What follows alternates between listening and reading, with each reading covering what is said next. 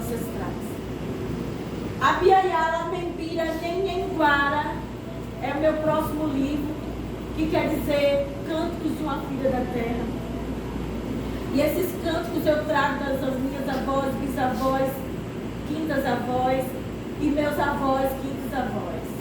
Eu trago do lado da minha mãe paterna, do meu lado paterno, os potiguaras e os tupinambás, que estão no meu sangue.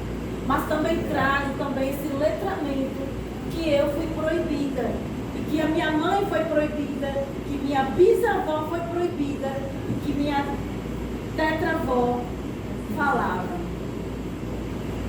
Pode passar. O letramento da identidade. O que é esse letramento? A gente aprende na escola de professores, que letramento é trazer o discente para a sociedade. É trazer o leitor para um pensamento crítico. Letramento. Isso vários escritores, pesquisadores dizem. Letramento, mas o que seria o letramento da identidade? Quem é você? Enteré. Ixé, Enteré. Quem é você? Você sabe quem é você? Eu sou professora do Estado, tenho tantos anos, sou doutora, sou isso. Isso não é identidade. Identidade é bem mais.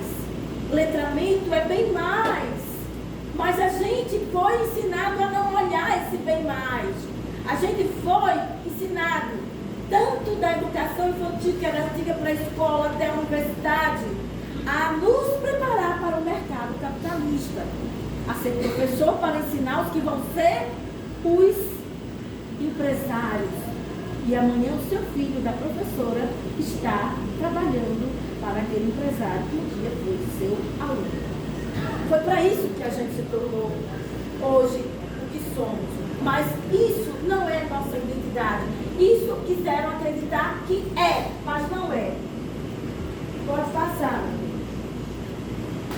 A linguagem começa, sem linguagem não tem identidade.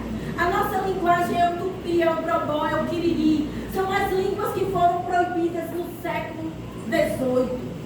As nossas danças, músicas, nossos instrumentos feitos da própria natureza, nosso maracá sagrado. Quando a gente toca isso aqui, a gente vibra com a Mãe Terra. Isso aqui são as nossas linguagens, isso aqui são grafismos potiguaras. Simboliza as nossas biodiversidades sertaneja, rural e litoral. Pode passar. A espiritualidade que hoje a neurociência fala, e que o pensamento complexo fala, e que o Greco na pesquisa UFR prega tanto, isso aqui nós já vivíamos há mais de 10 mil anos atrás, na pagelança, nas curandeiras, nas benzedeiras, na Jurema Sagrada e no catimbó de Jurema. Aí alguém pode dizer, valei-me, Nossa Senhora. Eu digo, valei-me, Jurema. Por quê?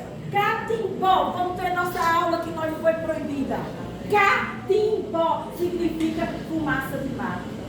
Quando o nosso avô, quem aqui teve um avô que fumou cachimbo, levanta a mão. Opa, eu tive uma mãe. Pois é. Pois então, estou agora na escola de aprender a fumar cachimbo. Olha só. Porque minha avó... Minha irmã também fumou até um tempo desse. Podia pegar o meu avô, mas meu cachimbo dela não podia.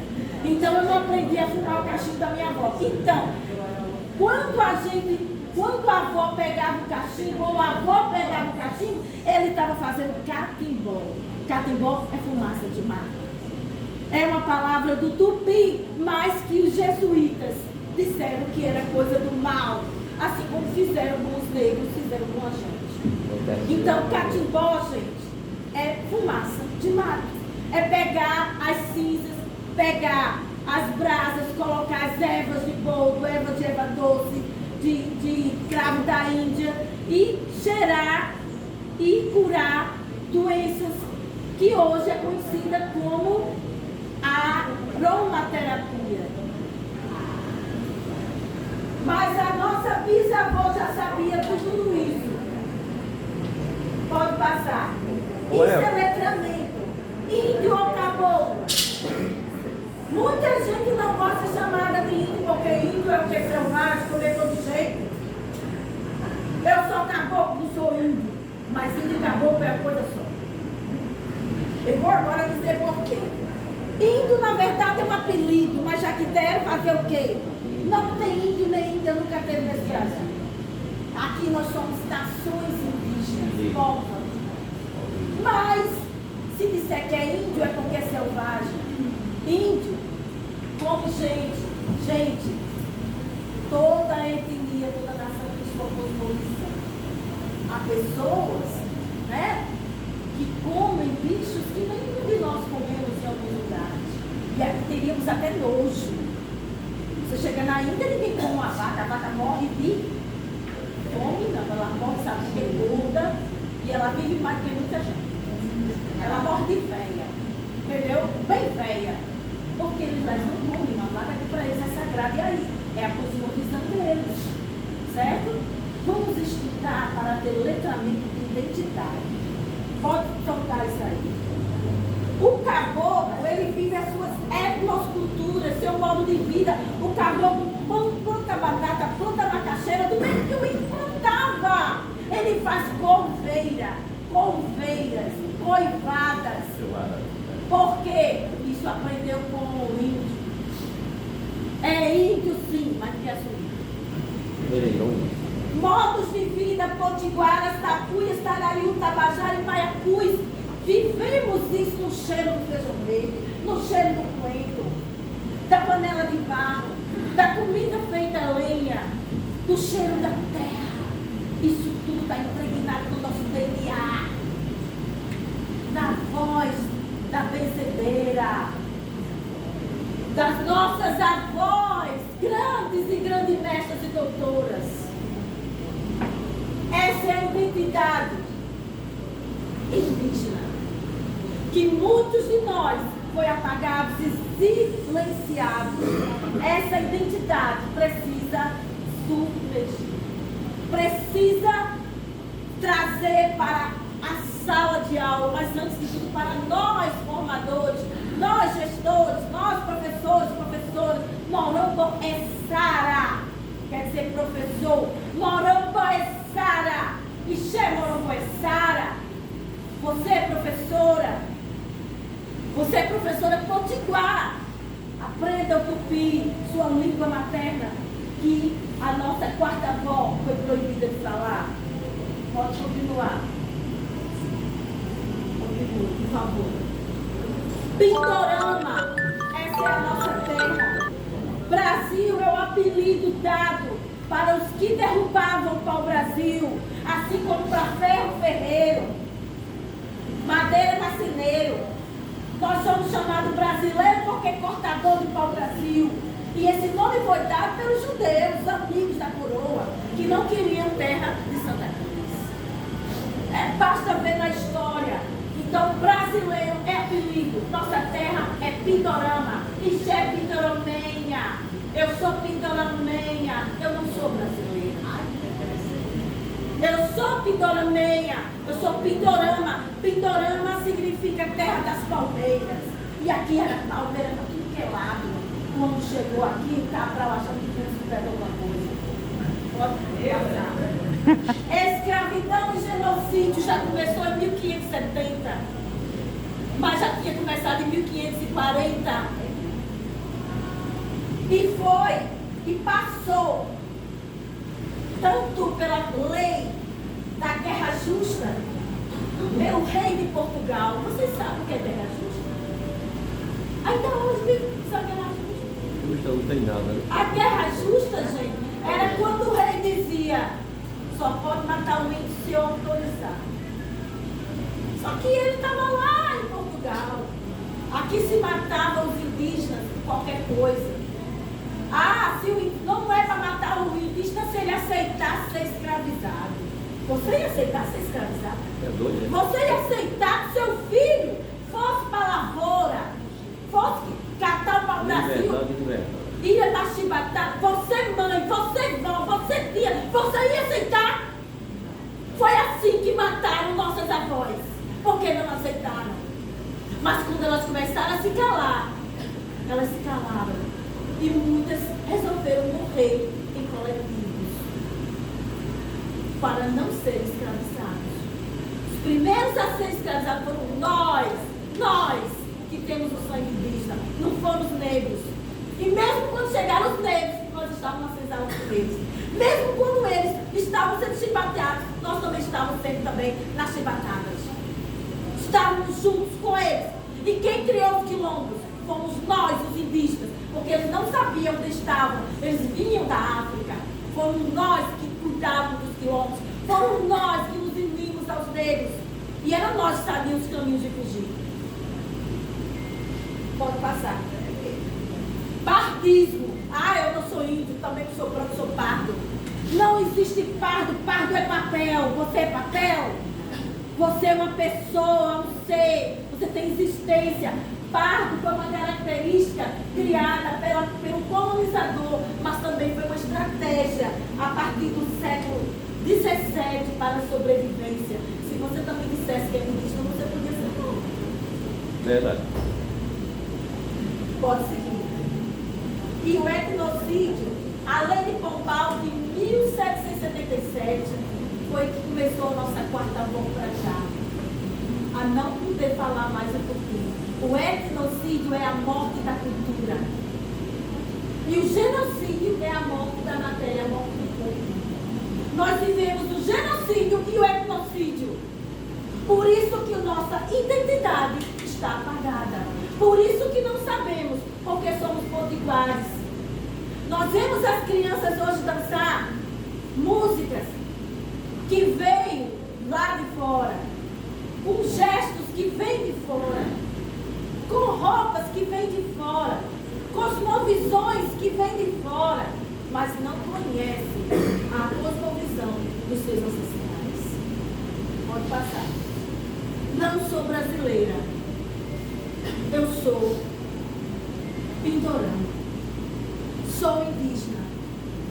Respeito, mas eu não sou brasileira. O hino do Brasil é uma grande mentira, assim como a independência desse Brasil. Como foi que a independência aconteceu, que agora estão vibrando os 200 anos da independência? Que independência nós temos? Independência da fome? Cadê a independência da fome? Independência do país em que tantos morrem de fome. Independência em que o professor tem que ter várias turmas, várias escolas para poder sobreviver. Cadê a independência? A independência, gente, foi comprada por 6 bilhões de libras. O Dom Pedro I ao seu próprio pai, por danos materiais causados por eles agora ficar com o Brasil. 6 milhões de libras. Foi isso que custou a chamada independência. E a cor verde e amarela que a gente usa não tem nada a ver com o Brasil. O verde é dos Bragança e os amarelos é do Rasgus, da família de Leopoldina. Nós até hoje louvamos aqueles que mataram nossos pais, nossos avós, bisavós. Até hoje nós louvamos, batendo palmas para eles. Nós louvamos os genocídios. É duro de ouvir. A primeira vez que eu descobri isso, eu chorei, eu tremi toda. Mas eu não podia deixar de negar, porque era mais fácil, era muito mais fácil eu negar, mas eu não podia negar, porque era mais uma vez enterrar os meus ancestrais, que morreram na mão dos verdes e amarelos. Pode passar. O mulherio das letras indígenas hoje são mais de 200 mulheres indígenas de todo o Brasil. E eu que vos falo, sou uma das articuladoras desse mulherio, que nasceu após uma ATL, que é Acampamento Terra Livre em Brasília, com mulheres escritoras de várias aldeias. A nossa escrita é de dor, mas também é de liberdade e de coragem. Nós somos mulheres que seguem uma escrevivência de dororidade. Pode passar. Eu vou mostrar para vocês, pode passar. A escrita da mulher indígena é isso aí, é dororidade, ancestralidade, resistência e escrita em submissa e escrevivência como a nossa Conceição Evaristo, que é a nossa grande inspiradora. A nossa escrita é dor. Eu tive um sonho com a minha bisavó, que foi pega no laço. E eu não cheguei a ver minha bisavó, eu tive um sonho com ela, como é que pode? E quando eu acordei, veio essas palavras: eu não sou apenas mulher, sou caco retorcido que rasga a vergonha de choros recolhidos em noite sem luar. Venho sem medo, com as minhas feras, com as raízes imersas em novas primaveras. Trago os meus vulcões, ecos dos gritos, do sangue que me gerou. Sou fogo de brasas vivas, por coragem que destila, sem medo do opressor. Foi da minha avó que eu herdei essas palavras de dor e de liberdade. Esse é o letramento da identidade de que eu estou em processo.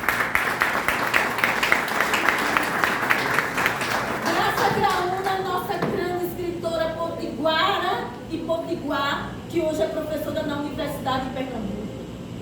Eliane Potiguara, primeira escritora a escrever um livro antes da Constituição de 1988. Ela tem mais de 40 anos de escrever o primeiro livro de uma mulher indígena.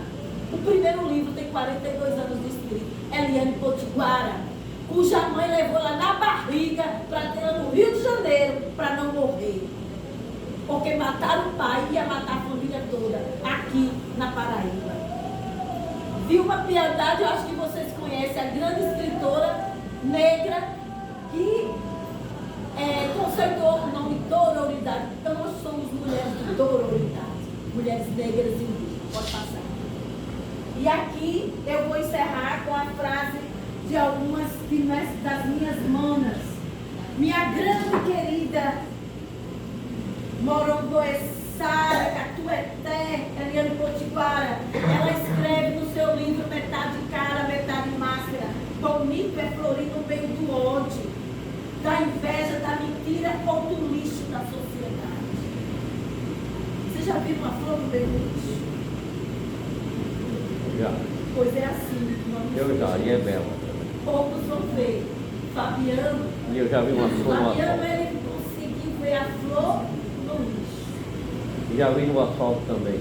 Fabiano conseguiu ver a flor no lixo.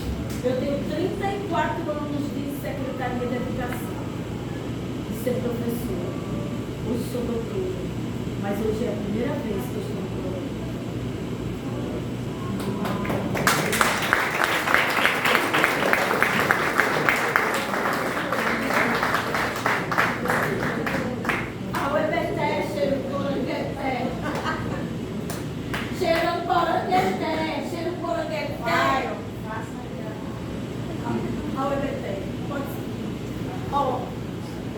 A nossa querida Graça Graúna, que é a profa, essa aqui, ó.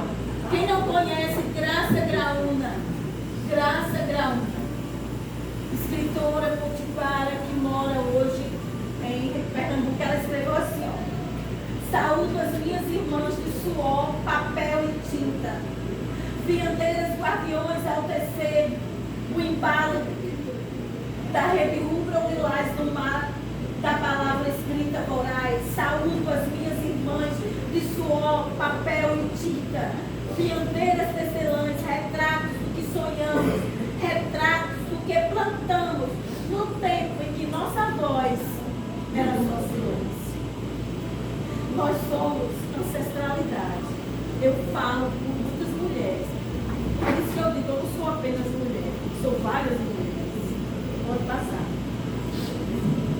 E a nossa Márcia Campeba, ela diz assim: a arma do fogo superou a minha flecha, a minha nudez se tornou escandalização, minha língua foi mantida no anonimato, nossa língua materna, mudaram minha vida, destruíram o meu chão, como estratégia de sobrevivência, em silêncio decidimos ficar. Hoje nos vem a força do nosso direito de reclamar, assegurando ao Lano Lira a herança do conhecimento milenar. Pará. Márcia Cambeba, grande escritora, hoje fazendo doutorado também na Universidade do Pará. Pode passar. E aqui essa criatura que não tem um pingo de juízo, como dizia minha avó. Nas minhas considerações eu trago para vocês. Eu fui gerada por raízes profundas, enterrada na sombra de mulheres silenciadas. Elas me ouvem e me pensam com a luz dos seus olhares. A minha poesia é flecha e dor. Imenso é o solo dos meus sonhos. Ele é maior que o meu. É mais baixo que o mar.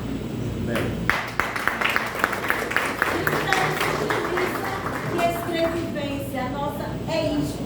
E encerrando aqui, para não esquecermos, vou passar, para que termos um letramento, é necessário o quê? Uma etnocultura libertária, inventar um freio, né, minha querida? Libertária. E eu digo, não podeis, ó pátria amada, ver contente a mãe gentil, estuprada e amordaçada, ela sofre só aqui. Não podeis, ó pátria amada, ver contente a mãe gentil. Não podeis. Rio Grande do Norte é um dos maiores índices de feminicídio, de violência doméstica. Eu fui vítima de violência doméstica. Acho que dificilmente nessa sala não tem mulheres. Liberdade. Se nossa gente tem cabelos enrolados, pele mais retintas ou mais claras,